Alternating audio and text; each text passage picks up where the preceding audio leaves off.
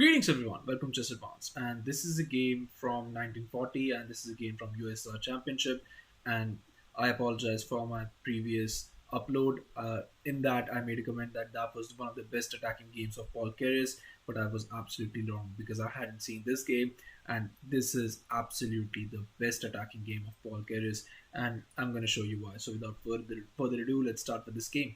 Here, Paul caresses the white pieces, and we have the black pieces, Vladimir Petrov, and Paul starts with e4. We have e5, but just going for this f4, just going for the king's gambit, and this is going to be one hell of a game. Here, d5, e captures, e4, but now just going for this d3. We have knight to f6, knight to d2, e captures, and just going for this bishop captures. Here, queen to d5, queen captures on d5, knight g to f3, and just bishop there, just blocking castles, and we have queen to e2 check, queen to e6, but not trading queens, just going for this amazing knight to e5. And we have castles, knight to e4, but just going for this knight captures, queen captures, and now finally threatening mate, but now just stopping it with g6.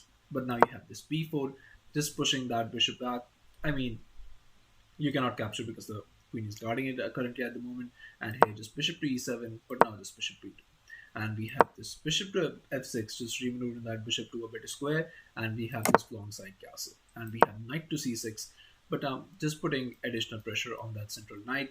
But that's not threatening anything here. Just h4, and we have just one fatal mistake by Paul Keres' opponent, which is this h5, because in this position the best move is just going for this rook to e8, and here after bishop to b5. Now you play something like queen back. Here after you trade, now you capture that pawn, attacking that rook. Now the rook moves, and now you just defend. Here after a move like a5, now you trade, and once the queen starts to maybe infiltrate, now you trade queens as well. So here queen capture, bishop capture, you get a nice rook lift in, maybe you double rooks on the d file, and you get a very nice game. But here after h4 you played h5, and he thought that this is just perfectly working. But Paul Keres just starts to attack and starts to pile up the pressure because he goes for this first push of the game, which is this g4. And here after bishop caps on h5, but now just going for this f caps on e5. Here queen caps on g3, but now it just seems like you've won a pawn. What are you doing? Here just queen to e3. Not trading queens because you're in an attack. When you're in an attack, you definitely should not trade queens. But just look at this beautiful bishop pair. I mean, if you cannot win a game with these kinds of bishop, I mean, what's the use of the bishop pair? Here, after knight caps on e4, knight caps on b4, just targeting that bishop, but here just e6, not even caring about that. And if you dare to capture the bishop, it's gonna be one hell of a ride, because here it was not played in the game, but I'm just gonna show you the line because it's just that beautiful. Here, knight caps on d3. If this was played, you get this rook captures. And here, after f captures, now you go for this rook to g1, just attacking that queen. Queen to f4, we have rook captures with a check. Here, once the rook moves, now you get this rook check, and only after the king moves, now you get this queen caps on f4, rook captures. But this amazing rook to d8, just threatening this mate. But there's no actual way to stop it. So how are you going to stop it? The way to stop it is just to keep on perpetually giving checks. Here, rook to f1 check, king to e2, and now just going for this e5. Maybe try and blocking out this, and maybe you can get this capture in, but not really. Here after bishop captures, now you get this rook to f2 check, but now king to e3. But how are you going to actually keep checking in now? Because here there are no checks available, but they actually are, because if you try to go for this, the best move is just going for this rook to f3 check. You cannot capture. If you capture, then this comes into the check and you lose the rook. So here you have to move the king back, king to d4, but just rook to f4 check. Now if you capture here, you lose this rook. So here after king to c3, now you go for this even amazing rook to c4 check. And now again, if you capture, just this bishop is just very nasty here. King to b3, but now bishop to e6 finally.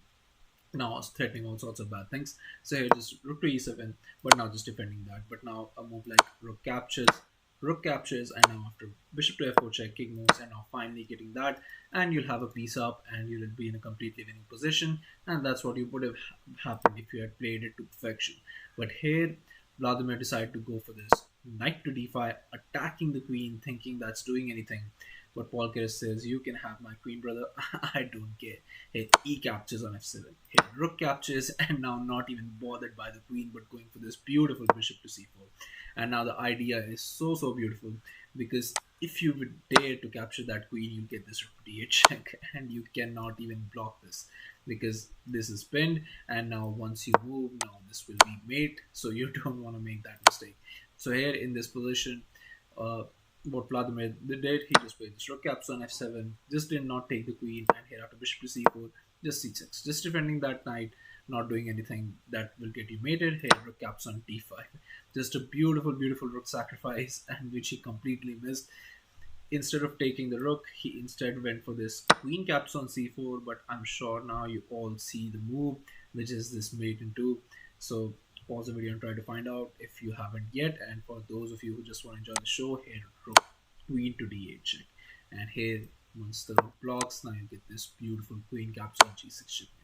I mean, this is such a beautiful move, starting from the king's gambit to getting this position here with those beautiful sacrifices. I mean, this could not get any better.